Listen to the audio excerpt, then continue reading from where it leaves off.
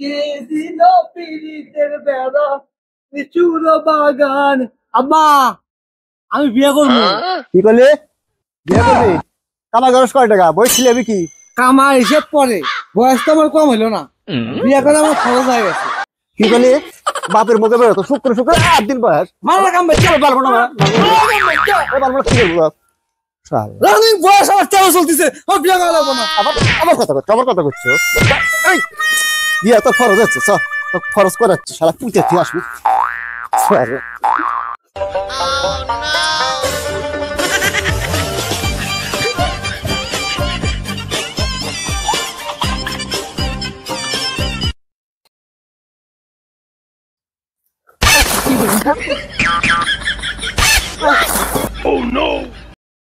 তুই আগে ফরজ গোসল করে।